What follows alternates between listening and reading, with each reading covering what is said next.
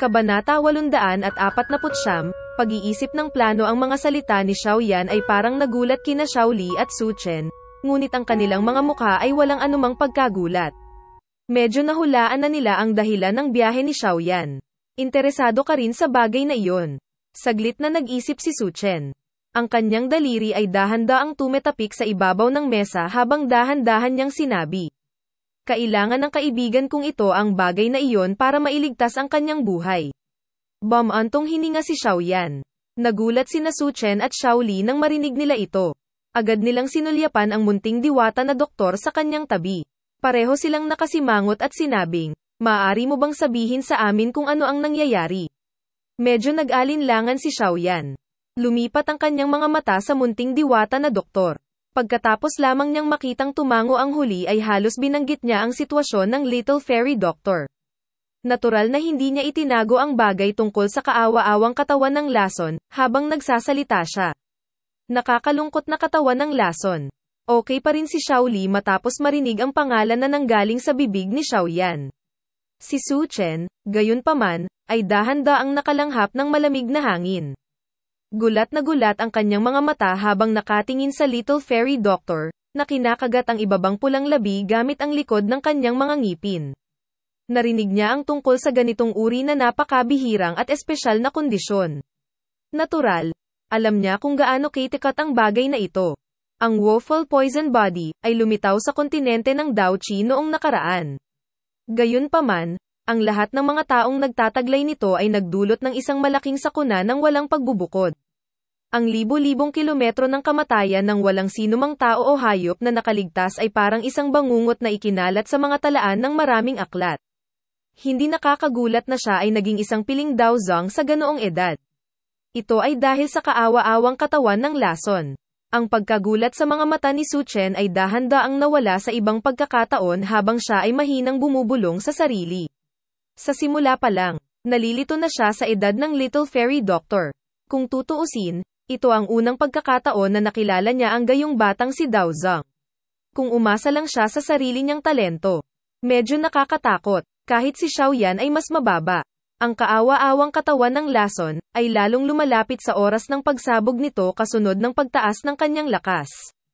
Sa kasalukuyan, ang Little Fairy Doctor ay wala pang 2 taon. Kung hindi tayo mag-iisip ng paraan upang makontrol ito, ang kanyang lason na katawan ay sasabog. Na magre-replay sa mga pangyayari ng isa pang mapaminsalang trahedya. Dahan-daang paliwanag ni Xiaoyan. Ang Bodhisattva Body Transformation Saliva na iyon ay makakatulong sa kanya. Kumunat ang noo ni Xiaoli at nagtanong. Oo, hanggat nakuha ko ang Bodhisattva Body Transformation Saliva, matutulungan ko siyang ganap na kontrolin ang kaawa-awang katawan ng lason. Malakas na tumango si Xiaoyan habang sumagot. Nang marinig ito, gumamit si Su Chen ng medyo kakaibang ekspresyon para tingnan si Xiaoyan. Sinabi niya, ang kaawa-awang lason na katawan, ay lumitaw sa kontinente ng Daochi dati. Gayunpaman, ang lahat ng mga ito ay nauwi sa pagsabog at pagkamatay. Wala ni isang tao ang matagumpay na nakontrol ang kaawa-awang katawan ng lason. Pagkatapos ng lahat, kung mas malakas ang isa, mas malaki ang density ng lason sa loob ng katawan ng isang tao. Ang pagsabog ay magiging mas nakakatakot. Mga ad ng Pub Future, unang elder, mangyaring magpahinga ka. Hanggat nakuha ko ang mga sangkap, mayroon akong kumpiyansa na gawin ito. Ngumiti si Xiaoyan at nagpatuloy, gayunpaman. Ang pinakamalaking problema sa kasalukuyan ay kung paano makuha ang Bodhisattva Body Transformation Saliva. Napakaraming tao sa Black Emperor City na ito ang humahabol dito. Anong numero? Hanggat ito ay isang taong may kaunting lakas, ito ay ita-target niya. Umiling si Su Chen. Kumunat ang noo niya bago nagpatuloy, gayunpaman. Hindi magiging madaling gawain na makuha ang laway ng pagbabagong katawan ng Bodhisattva mula sa mga kamay ni Old Yingshan. Ang matandang iyon ay isang dalubhasa sa Black Corner Region, mula sa mas lumang henerasyon. Ang kanyang lakas ay malamang na medyo mas malakas kaysa sa akin. Bukod dito, ang taong iyon ay napakabisyo. Noong niyugyug niya ang Black Corner Region, may hindi kilalang bilang ng mga paksayo na namatay sa kanyang kamay. Hindi lumalampas sa pagsasabi na napuno siya ng madugong utang. Alam ba ng unang elder ang eksaktong lakas ng matandang Yingshan na iyon? May mga paksayon ba siya sa likod niya? Inihayag ni Xiaoyan ang kanyang iniisip. Ang matandang ito ay sira-sira, at hindi gustong mapilitan. Kaya naman, malamang na mag-isa lang siya. Gayunpaman, ang kanyang kasalukuyang lakas ay dapat na umabot sa antas ng isang apat na bituin na si Dao Zhang. Dahan-daang tumugon si Su Chen. Nag-iisa ba siya? Nakahinga ng maluwag si Xiaoyan. Anuman ang sitwasyon, ang pakikitungo sa isang solong tao ay higit na nakaka-relax kaysa sa pakikitungo sa isang buong paksayon. Kung ang matandang ako ay makikipag-ugnayan sa munting diwata na doktor, dapat nating talunin si Old Yingshan. Gayunpaman, ang mga bagay ay hindi gaanong simple. Kahit na agawin muna natin ang Bodhisattva Body Transformation Saliva sa kanyang mga kamay. Paano natin haharapin ang maraming tao na may malisyosong layunin na sumusunod sa kanya? Nagsalita si Su Chen sa malalim na boses. Ito ay lalo na ang kaso para sa Demon Flame Valley na iyon. Marami na silang ipinadala ng mga eksperto sa pagkakataong ito. Ang Fang Yan na iyon ay isang dalubhasa na may kalahating paa sa klase ng Dao Zhang, at siya ay napakalakas. Idinagdag ang mga Dao Huang Elder na mahusay na nakikipagtulungan, sapat na sila para maantala sandali ang isang Dao Zhang. Marahil ay naramdaman mo rin ito. Ngunit mayroon ding isang misteryosong nakasuot ng kulay abo na tao na hindi kilalang pinanggalingan sa grupo ng Demon Flame Valley. Ang taong iyon ay talagang isang elite na si Dao Zhang. Nanlaki din ang mga mata ni Xiaoyan nang marinig niyang binanggit ni Su Chen ang misteryosong taong nakasuot ng kulay abo. Ang taong pinakakinatatakutan niya ay ang misteryosong taong may kulay abo na damit. Ang taong ito ba ang pinuno ng lambak ng Demon Flame Valley? Kumunat ang noo ni Xiaoyan at nagtanong. Hindi. Ang pinuno ng lambak ng Demon Flame Valley ay kasalukuyang nasa isang retreat. Bukod dito, ang aura ng matandang iyon ay ganap na naiiba sa taong ito na may kulay abong damit. Sa makatuwid, hindi sila maaaring maging iisang tao. Umiling si Su Chen at tinanggihan ang hula ni Xiaoyan. Saan nakahanap ang Demon Flame Valley ng ganoong eksperto para tulungan sila? Isang elite na si Dao Zhang. Gaano man siya kababa ng profile, tiyak nakakalat ang mga chismis sa Black Corner region. Nagsalita si Xiaoyan sa mahinang pagdududa. Umiling sina Su Chen at Xiao Li. Kumunat ang noo ng huli at sinabing, ang taong ito na may kulay abong damit ay hindi kailanman nagpakita ng kanyang sarili noong nakipag-away tayo sa Demon Flame Valley noong nakaraan. Malamang na nagsimula lang siyang makipagtulungan sa Demon Flame Valley kamakailan lang. Malabong tumango si Xiaoyan. Agad niyang ikinuyom ang kanyang kamao at marahang sinabi. Saan man nanggaling ang taong ito, kailangan nating makuha ang laway ng pagbabagong katawan ng Bodhisattva sa pagkakataong ito. Kung hindi, kapag dinala ng matandang Yingshan ang bagay na iyon sa malalalim na kabundukan at sinaunang kagubatan, mawawalan tayo ng bakas. Sa oras na iyon, saan tayo pupunta at maghahanap ng isa pang Bodhisattva Body Transformation Saliva? Kung talagang gusto mong i-target ang Bodhisattva Body Transformation Saliva, ang matandang ako ay nagmumungkahi na hindi ikaw ang unang kumilos. Sa kasalukuyan, itong Bodhisattva Body Transformation Saliva ay isang nakakapasong bagay. Ang sinumang makakuha nito ay mag-aanyaya ng hindi mabilang na bilang ng mga matakim na mata. Dahan-daang sabi ni Su Chen. Ang Maya ay nasa likod ng mantis na nangangaso ng cicada. Sa likod ng Maya ay isang mangangaso. Sa ganitong uri ng magulong pang-aagaw, ang taong pinakamaagang sumakit ay higit na malulugi. Sinisikap ng unang elder na sabihin na hintayin ang huling taong mag-aaklas. Nag-alinlangan si Xiaoyan at nagtanong. Kahit hindi tayo ang huli, hindi tayo ang mauuna. Pagmasdan ang sitwasyon at kumilos kapag dumating ang pagkakataon. Nanliit ang mga mata ni Su Chen habang mahinang tumawa. Mga ad ng Pop Future sandaling natahimik si Xiaoyan nang marinig niya ito. Tumango siya at sinabing, kung ganoon, gagawin natin ang sinabi ng unang elder. Relax, may mga especially iya mula sa Xiao Gate kung saan nakatira si Old Yingshan. Kung may anumang pagbabagong mangyari sa lungsod, makakakuha tayo kaagad ng balita. Tumawa si Xiao Li, dapat magpahinga kayong lahat sa 2 araw na ito. May isang tao na magsasabi sa iyo kung may update sa sitwasyon. Tumango si Xiaoyan. Natural na nakapagligtas sila ng maraming problema sa tulong ng mga tao mula sa Xiao Gate. Medyo naging relaxing ang atmosphere sa hall matapos nilang pag-usapan ang pinakamahalagang bagay.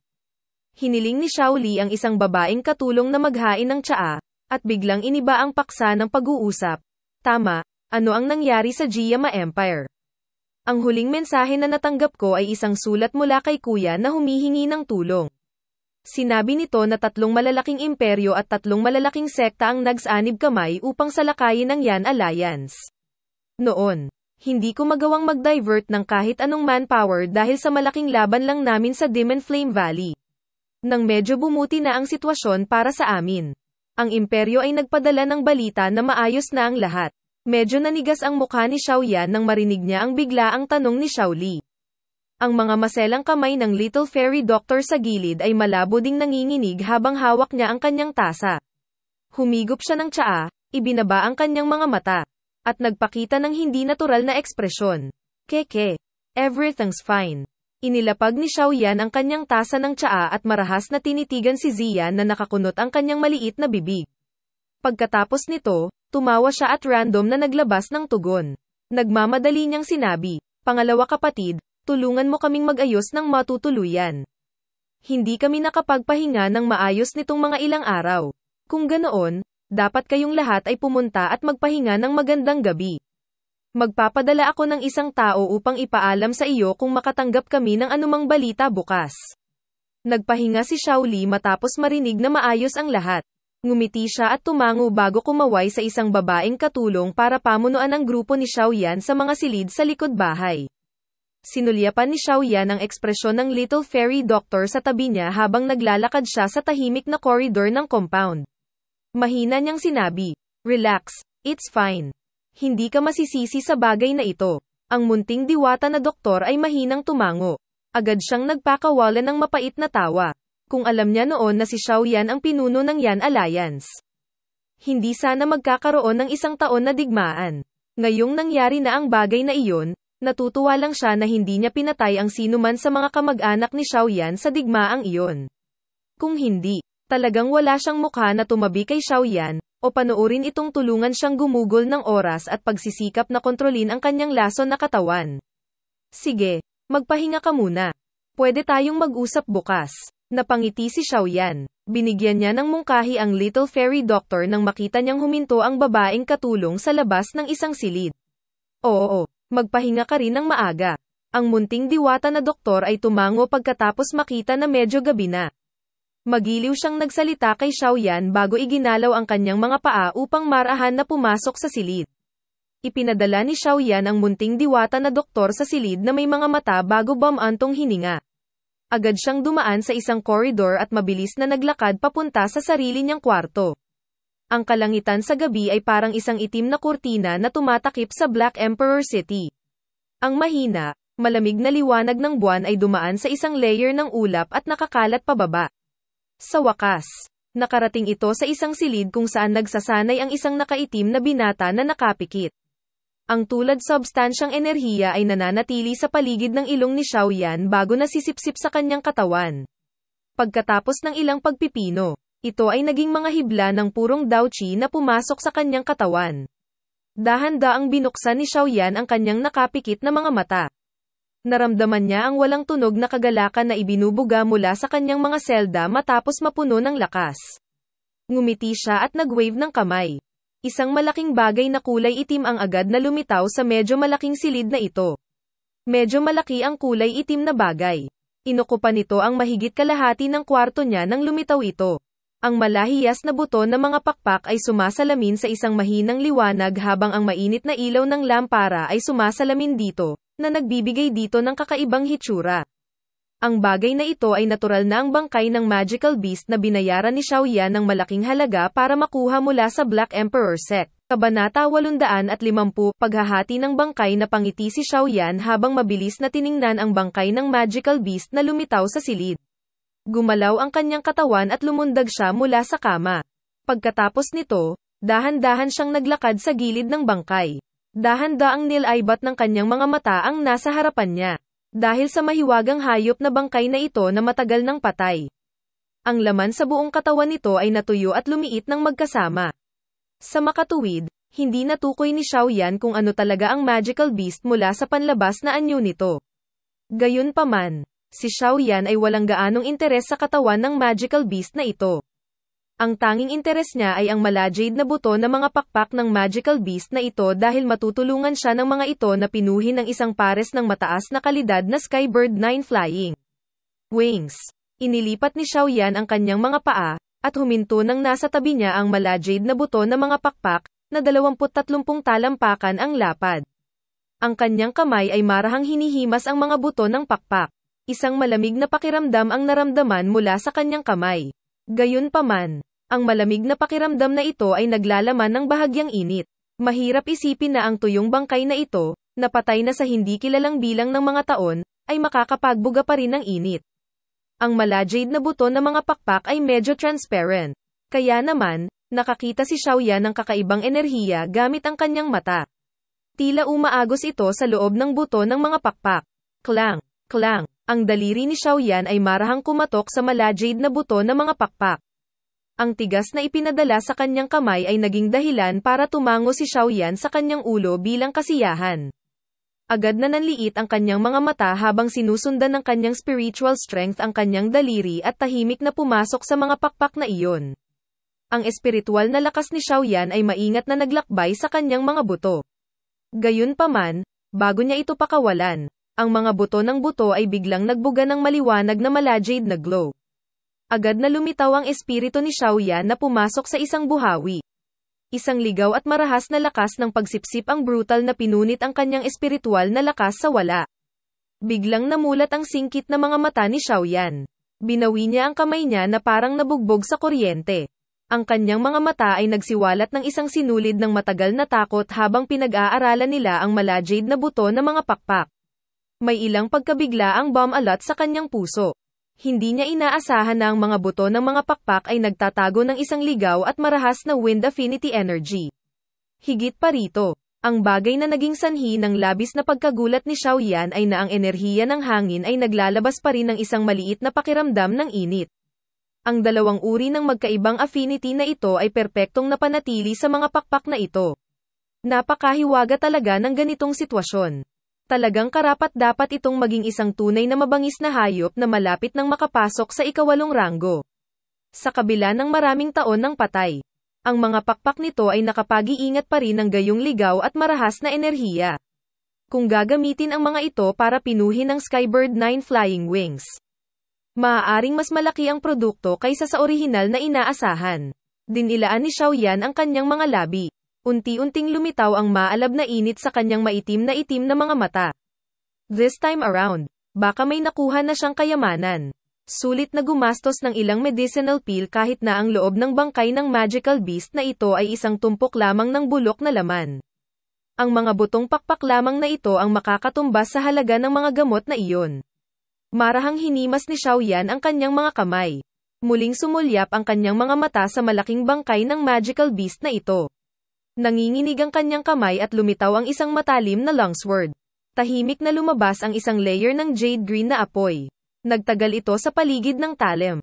Ang mainit na temperatura ay naging dahilan upang ang bakal na longsword na ito ay nagbuga ng kaunting puting usok. Ipinwesto ni Xiaoyan ang longsword bago niya ito marahas na tinusok sa lugar kung saan nakakonekta ang malajade na buto ng mga pakpak sa bangkay. Ang inaasahang pagtutol ay hindi lumitaw. Ang balat sa ibabaw ng pinatuyong magical beast ay parang bean-curd habang ang longsword ay tumagos dito. Napabuntong hininga si Xiaoyan sa pagkabigo nang maramdaman niya ito. Tila nawala ang tigas ng balat nitong magical beast mula sa pagkabulok sa paglipas ng mga taon. Ang kanyang intensyon na gamitin ito upang lumikha ng isang hide armor ay maaari lamang ay dismiss. Mahigpit na hinawakan ni Xiaoyan ang hilt ng espada sa kanyang kamay habang iniinda niya ang longsword upang dahan-daang putulin ang balat sa ilalim ng buto ng mga pakpak. Kapag ang balat sa ibabaw ay naputol, isang hindi pangkaraniwang puting laman ang nahayag sa ilalim nito. Gayunpaman, hindi nikititing na dami ng dugo ang lumabas. Bagamat medyo nagulat si Xiaoyan na ang karne ng magical beast na ito ay napanatili ng maraming taon nang hindi nabubulok. Naiiling na lamang niya ang kanyang ulo sa pagkabigo matapos itong pag-aralan ng detalyado. Walang kahit kititing na dami ng enerhiya ang nahalo sa laman na ito.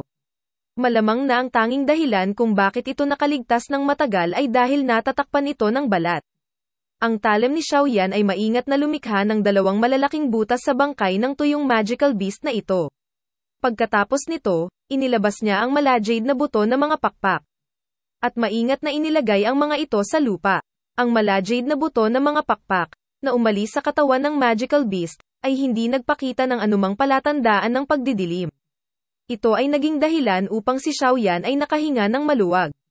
Medyo nag-aalala siya na ang bagay na ito ay mag-transform sa isang tumpok ng mga walang kwentang bagay sa sandaling umalis sila sa katawan. Sa pagtingin sa kanila ngayon, ang kanyang pag-aalala ay hindi kailangan. Iniabot ni Xiaoyan ang kanyang ulo sa isa sa dalawang malalaking butas matapos tanggalin ang mga buto ng pakpak.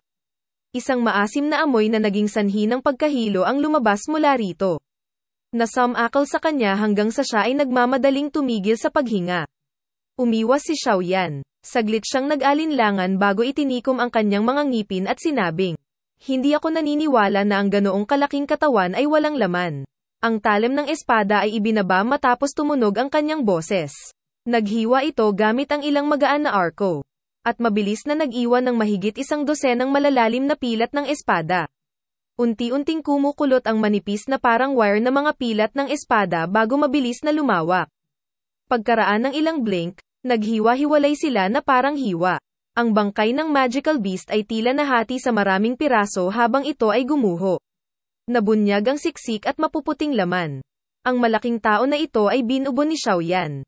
Isang makapal at maasim na amoy ang lumabas pagkatapos itong pinatuyong bangkay ng magical beast ay buksan ni Xiaoyan. Sa wakas, pumulupot ito at naglabas ng anchichi na tunog ng samalubong sa kisame. Agad na naagnas ang kisame sa harap ng natulala na mga mata ni Xiaoyan. Isang napakalaking butas ang nabuo. Kung ang isa ay nakatayo sa ilalim nito, makikita ang gasuklay na buwan na nakabitin sa kalangitan sa gabi. Pinilit ni Xiaoyan ang kanyang dila. At namangha sa tanawin matapos ang maasim na baho ay ganap na nakakalat. Maingat siyang tumayo sa tabi ng bangkay ng magical beast na nahiwa. Nilaibat niya ito ng tingin bago lumitaw ang pagkabigo sa mga mata niya. Makikita ng isang tao na ang loob ng bangkay ng magical beast na ito ay puno lamang ng siksik at puting laman. Wala kahit isang maliit na piraso ng buto ang naiwan, lalo na ang anumang mga panloob na organo. Don't tell me na nakarode sila ng acidic gas na iyon. Ngunit bakit hindi nabubulok ang laman na ito? Napakunot ng noo si Xiaoyan at nagdududang bumulong. Gayunpaman, wala pa rin siyang sagot makalipas ang ilang sandali. Mga ad ng Pub Future, damit. Kahit na ang acidic na gas ay nakakasira ng mga buto at organ nito, paano naman ang Monster Core? Iyon ang lugar kung saan nagsasama-sama ang enerhiya ng magical beast. Imposibleng nakarode din ito ng acidic gas, di ba? Kumunat ang noo ni Xiaoyan. Ang kanyang kamay ay patuloy na nakahawak sa longsword habang siya ay random na pinutol ang siksik at puting laman ng mahigit 10 beses. Lalo na ito ang nangyari sa ulo ng magical beast. Gayunpaman, isang nakakagulat na puting kulay lamang ang naiwan kung saan naghiwalay ang laman. Ang ulo ay ganap na walang laman ng walang kaunting bakas ng dugo o mga organo. Lalo na ang isang monster core. Ang malaking tao ba ay mayroon lamang itong mga pakpak ng buto. Muling naghiwa si Xiaoyan ng ilang piraso ng karne. Gayunpaman, ito ay walang saysay. Maaari lamang niyang iwanan ang mahabang espada at mahinang magmura. Og, kalimutan mo na. With this bone wings, masasabi kong nabawi ko ang ginastos ko. Kung wala na itong iba, kung gayon ay ganoon na lang. Saglit na nanlumo si Xiaoyan bago siya umiling. Habang binabalak niyang itabi ang bangkay ng magical beast na ito na kanyang hiniwalay, isang malambing at malinaw na boses ang biglang tumunog sa silid. Talagang gumagawa ka ng kasuklam-suklam na gawain sa gabi. Nagulat si Xiaoyan nang marinig niya ang pamilyar na boses na ito. Agad niyang itinaas ang kanyang ulo at nakitang niyuyugyog ni Ziyan ang kanyang dalawang maliliit na snow white legs sa bubong kung saan kinaagnasan ito ng acidic gas. Napakunot ang kanyang bibig at nakatitig sa kanya. Bakit hindi ka natutulog sa gabing iyon? Anong ginagawa mo tumatakbo papunta sa bubong ng kwarto ko? Umupo si Xiaoyan sa isang upuan at tumawa habang iniikot ang kanyang mga mata kay Ziyan. Originally, balak kong matulog pero sa huli ay nakasinghot ako ng pabango na nagdulot sa akin ng sobrang hindi komportable. Pagkatapos noon, nagising ako at hinanap ang pinanggagalingan ng pabango.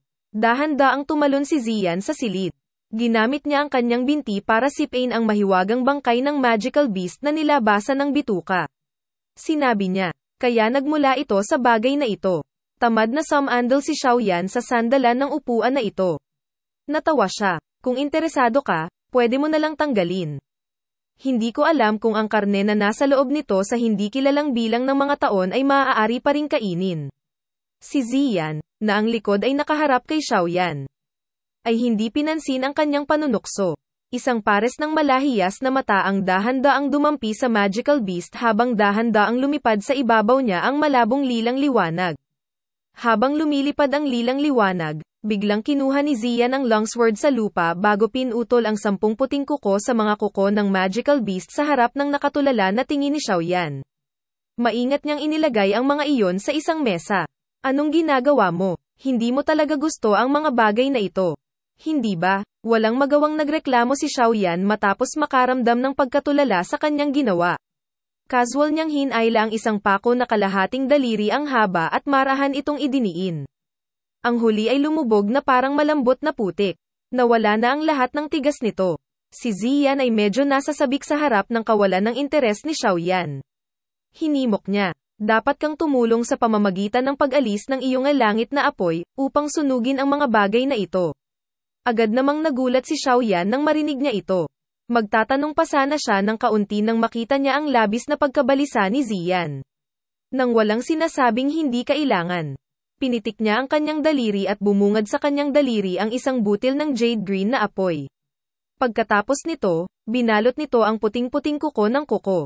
Isang eksena na naging sanhi ng pagkagulat ni Xiaoyan na dahan-daang lumitaw habang sumasayaw ang heavenly flame. Makikita ng isa ang malambot na map at laputing malaputik na kuko ay hindi agad naging abo sa ilalim ng pag-ihaw ng glazed lotus heart flame. Sa halip, unti-unti itong lumiit sa napakabagal na bilis. Kasunod ng pagliit ng sukat nito, unti-unting naglaho ang puting-puting kulay. Pinalitan ito ng kulay berde-pula. Nagpakita ng malamig na kislap sa gitna ng heavenly flame, ang matatalas na gilid ng kuko na naging sanhi maging si Xiaoyan ay nakaramdam ng lamig. Ito, ang pagkasunog ay nagpatuloy ng humigit kumulang 10 minuto o higit pa bago ang puting-puting kuko ay nagtransform sa isang matalim na buko-sized na berde-pulang tinik. Ang berde at pula na pinaghalong magkasama ay lumitaw na parang pagsasama ng hangin at apoy habang nagbubuga ito ng umiinit na init. Maging si Xiaoyan ay natigilan nang makita ang mahiwagang eksenang ito. Sinong mag-aakala na ang bagay na ito ay naging ganito pagkatapos maluto ng alab ng langit? Ito kaya ang essence na nakatago sa ilalim ng katawan. Sa madaling salita, ang misteryosong bangkay ng magical beast na ito ay hindi kasing inutil gaya ng naisip niya. Kabanata 851, berde-pulang dugo, alam mo kung ano ang mahalaga sa tuyong bangkay na ito. Tama, ang init sa mga mata ni Xiaoyan ay unti-unting nawala nang bigla niyang tinitigan si Ziyan sa tabi ng mesa. Nagsalita siya sa medyo taimtim na paraan. Kung hindi dahil sa pag-uudyok ng babaeng ito, malamang na hindi niya malalaman na ang kuko na ito ay magbubunyag ng isang misteryosong eksena pagkatapos na inihaw ng heavenly flame.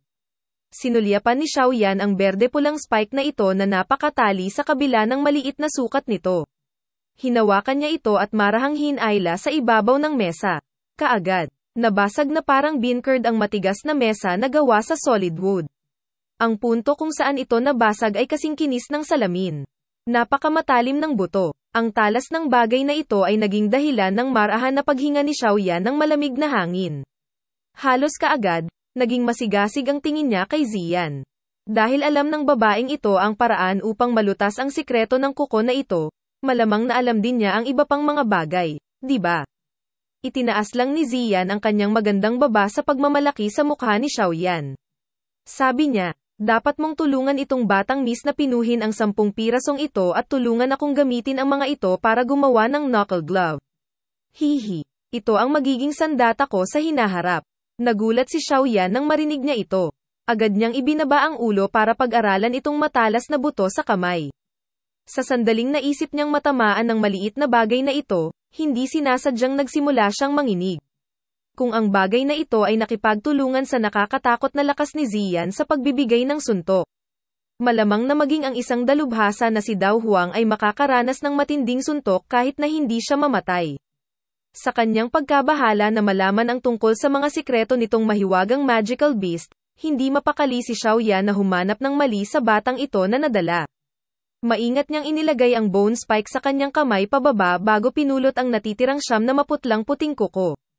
Isang jade green na apoy ang kumulat at bumangon habang ang mga pako na ito ay itinapon sa isang random na paghagis.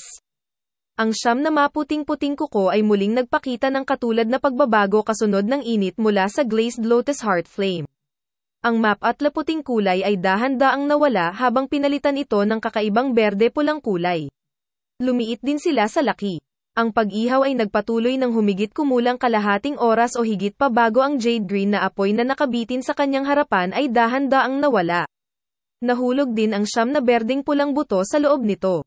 Kaagad, ikanaway ni Xiaoyan ang kanyang kamay. At nabalot sila ng banayad na hangin ng marahan silang lumapag sa natitirang kalahati ng mesa. Ang sorpresang ekspresyon sa mga mata ni Xiaoyan ay naging mas mapatla matapos ang 10 buto na ito ay inihaw. Bumantong hininga siya at pinunasan ang malamig na pawis sa kanyang noo. Mga ad ng pub future si Ziyan sa kanyang tabi ay masayang hinawakan ang 10 berdeng pulang spike ng buto. Pagkatapos nito, maingat niyang inilagay ang mga iyon sa kanyang pouch bago ngumiti kay Xiaoyan. Paano mo nalaman na ang mga kuko ay magiging ganito pagkatapos na inihaw ng langit na apoy? Napatingin si Xiaoyan kay Ziyan. Tanong niya na medyo hindi sigurado. Kung iisipin ang ugali ni Ziyan kanina, malinaw na alam na niya na ang mga bagay na ito ay kapaki-pakinabang sa kanya. Kung hindi niya tiyak na hinukay ang tila walang kwentang maputlang puting buto na parang mga kuko. Hindi rin ako sigurado. Sa anumang kaso, naramdaman ko na ang mga bagay na iyon ay magiging kapaki-pakinabang sa akin, kaya kinuha ko ang mga ito. Tinagilid ni Ziyan ang kanyang maislan na kilay. At sumagot na may hindi tiyak na tono sa harap ng tanong ni Xiaoyan. Nagulat si Xiaoyan nang marinig ito. Mabilis na lumalim ang kanyang pagsimangot. Bahagyang ibinaling ang kanyang ulo. Inilipat niya ang kanyang tingin sa mahiwagang magical beast na bangkay na nilabasan. He muttered, "Don't tell me na you are really related to this thing." Sa kasamaang palad, ang bagay na ito ay patay na ng napakatagal. Hindi na maaninag ng isa ang hugis nito. Kung hindi, maaari nating hulaan ang isang bagay batay sa hitsura nito. Sa anumang kaso, hindi ito magiging katulad ng sa akin. Bukod dito, nakakaramdam ako ng malaking kakulangan sa ginhawa para dito. Nakaramdam pa ako ng labis na kagalakan nang makita kong pinaghiwalay mo ito. Napakunot ng noo si Ziyan habang sumagot. Masayahin. Huwag mong sabihin sa akin na ang orihinal na anyo ng magical beast na ito ay kaaway ng iyong species. Natigilan si Xiaoyan habang nagtatanong. Wala akong ideya. Ni hindi ko nga alam kung anong klaseng magical beast ako. Who cares what it is? Kumunot ang noo ni Ziyan at sumagot. Kalimutan mo na. Huwag na nating pakialaman kung ano talaga iyon. Babae. Sa susunod, sasabihin mo sa akin kung paano haharapin ang tuyong bangkay na ito, hindi ba? Iniba ni Xiaoyan ang topic at ngumiti. Nagsalita siya matapos makitang ayaw pag-usapan ni Ziyan ang tungkol dito. Sunugin ito. Sunugin ang pangit na laman. Natural na magkakaroon ng isang bagay na gusto mo. Kinawayan ni Ziyan ang kanyang kamay, at tumugon sa simpleng paraan. Nagulat si Xiaoyan nang marinig niya ito. Agad siyang tumigil sa pagsasalita ng anumang kalokohan habang kinukat ang kanyang kamay. Isang puwersa ng pagsipsip ang lumabas at hinayla ang isang malaking piraso ng siksik na puting laman sa harap niya. Agad niyang ibinuka ang kanyang bibig at iniluwa ang isang jade green na apoy. Bumulwak ito sa kanyang bibig at pinulupot sa kumpol ng laman na iyon. Ang mga alon ng nakakatakot na mataas na temperatura ay kumakalat pagkatapos madikit sa laman. Sa wakas, lahat sila ay pumasok sa kapirasong laman na iyon. Ang siksik at puting karne ay paulit-ulit na naglalabas ng anchichi, na tunog habang ang mataas na temperatura ay lumaganap dito. Ang laki nito ay paulit-ulit ding lumiit sa ilalim ng apoy. Ang pagkasunog na ito ay nagpatuloy ng humigit kumulang 5 minuto o higit pa bago ang laki ng mesa na laman ay naging kasing laki ng ulo.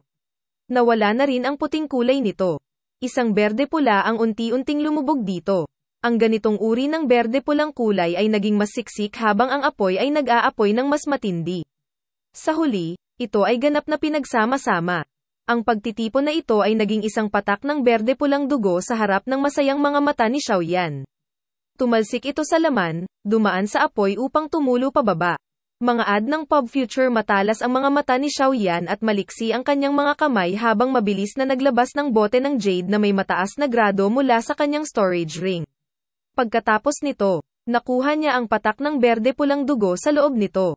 Nakahinga lang ng maluwag si Xiaoyan matapos makuha ang patak ng dugo na iyon.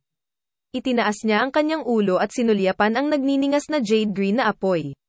Matapos ang patak ng berdeng-pulang dugong ito ay bumagsak, ang laman ay nawala sa loob ng apoy. Kahit isang piraso ng abo ay hindi naiwan. Sa banayad na pagpitik ng daliri ni Xiaoyan, dahan-daang nawala ang jade green na apoy sa kanyang harapan.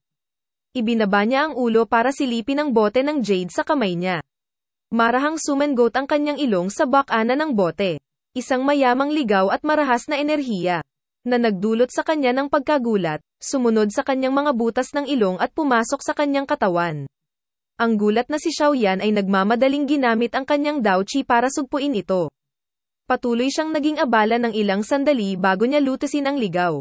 Marahas na enerhiya na iyon gamit ang isang alangit na apoy. Matapos ang ligaw at marahas na binhing iyon sa dalisay na enerhiya ay ikalat sa pamamagitan ng pagdadalisay ng kapangyarihan ng alangit na apoy. Nagsimulang umikot ang napakalakas na enerhiyang iyon. Tahimik itong kumalat sa mga paa at buto ni Xiaoyan. Ang pagkalat ng enerhiyang ito ay nagdulot ng pagkagulat sa puso ni Xiaoyan. Bigla niyang napagtanto na ang pisikal na lakas na nakapaloob sa loob ng mga kalamnan sa kanyang balat ay tila tahimik na tumaas. Kahit na ang pagtaas na ito ay napakaminuto. Malinaw pa rin itong naramdaman ni Xiaoyan. Ang dugong ito, talagang nagtataglay ng espesyal na epekto ng pagpapalakas ng pisikal na lakas ng isang tao. Nakabawi si Xiaoyan, at ibinato ang kanyang tingin sa bote ng jade sa kanyang kamay. Unti-unting namumuo ang init sa kanyang mga mata. Karaniwan, ang pisikal na lakas ng isang tao ay maaari lamang umasa sa talento at pagsisikap ng isang tao. Hindi inaasahan na ang misteryosong berdeng-pulang dugong ito ay magkakaroon ng ganitong misteryosong epekto. Nakalanghap si Xiaoyan ng malamig na hangin. Muling nakaramdam ng pagkagulat ang kanyang puso sa mahiwagang bangkay ng magical beast. Agad siyang tumawa ng bigla niyang sinipsip gamit ang kamay niya. Isang malaking piraso ng karne ang hinayla at muling ipinatawag ang glazed lotus heart flame. Pagkatapos personal na maramdaman ang misteryosong berdeng-pulang kagandahan ng dugong ito. Natural na hindi iisipin ni Xiaoyan na ang bangkay na ito ay isang tumpok lamang ng walang silbi na bulok na laman. Sa susunod na oras, gumugol siya ng matinding pagsisikap na sunugin ang tumpok ng maputlang puting laman gamit ang glazed lotus core flame. Nakakuha si Xiaoyan ng mas maraming berde-pulang dugo sa pamamagitan ng pagkasunog na ito. Gayunpaman, ang tanging bagay na naging dahilan upang makaramdam siya ng bahagyang pagkadismaya ay nagawa lamang niyang magpino ng 5 patak lamang ng berdeng-pulang dugo kahit na masunog ang kalahating silid ng laman. Pinag-aralan ni Xiaoyan ang bote ng jade na may 5 patak ng berde-pulang dugo. Hindi sila nagsama-sama kahit na nakaimbak sa iisang lugar. Napailing na lang siya nang walang magawa. Gamit ang kanyang kamay, ginawa niyang mawala ang glazed lotus heart flame sa kanyang harapan. Ibinuka niya ang kanyang bibig at ngumiti nang ipasok niya ang bote ng jade sa kanyang storage ring. Hindi inaasahan na ang magical beast corpse na ito, na nakita ng Black Emperor sect na walang halaga, ay talagang magiging ganoong bagay sa kanyang mga kamay. Sa paraang nakita ito ni Xiaoyan, ang halaga ng 5 berdeng-pulang patak ng dugo na ito ay tiyak na hindi mas mababa kaysa sa mala-jade na buto na mga pakpak. Mula sa isang tiyak na pananaw, maaaring mas malaki pa sila kaysa sa huli. Ang likidong dugong ito ay naglalaman ng napakaligaw at marahas na enerhiya. Mula sa paraan ng pag-ikot ng loob ng katawan ni Xiaoyan pagkatapos niyang makalanghap ng isang hininga kanina, hindi maaring ubusin ng isang tao ang bagay na ito nang walang ingat. Kung hindi, tiyak na magdudulot ito sa isang tao na mapunta sa kaawa-awang katapusan ng pagkakawatak-watak ng katawan. Gayunpaman, hindi ito itinuturing na isang mahirap na pananaw mula sa pananaw ni Xiaoyan. Siya ay isang alchemist at nakaranas ng mga ligaw at marahas na buto sa dalisay na enerhiya noon. Hanggat nabigyan siya ng sapat na oras, tiyak na maa-absorb niya ang lahat ng patak ng dugo.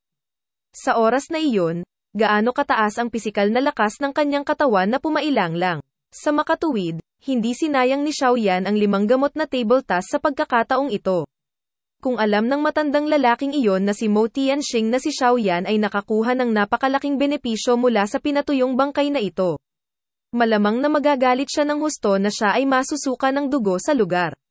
Ang bagay na ito ay isang bagay na pinag-aralan ng kanilang Black Emperor sect ng hindi mabilang na ilang beses. Gayunpaman, wala silang nakitang kakaiba maliban sa malajade na buto na mga pakpak nito ay hindi pangkaraniwang. Gayunpaman, ang mga bagay na ito, na inakala nilang walang halaga, ang nagbigay daan kay Xiaoyan na makakuha ng isang mahusay na bargain ng walang dahilan.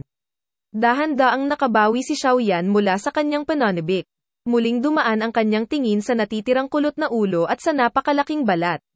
Hindi niya sinasadyang dinilaan ang kanyang mga labi. Hanggang sa sandaling ito, ang pinakamahalagang bagay, ang Monster Core, ay hindi pa lumilitaw. Sa karaniwan, ang isang Monster Core na pinagsama-sama ang lahat ng enerhiya ng magical beasts ay hindi basta-basta mawawala sa asol. Sa madaling salita, dapat itago ng nangungunot na ulo o ang balat na natitira ang mahalagang Monster Core. Hindi sinasadyang lumunok si Xiaoyan ng laway. Naisip niya kung paanong ang Monster Core ng isang mabangis na hayop, na malapit ng magtagumpay sa ika-8 ranggo, ay malapit ng dumaong sa kanyang kamay. Nakaramdam ng init ang buong katawan niya. Abangan ang susunod na kabanata. Maraming salamat, paki-like, share at subscribe.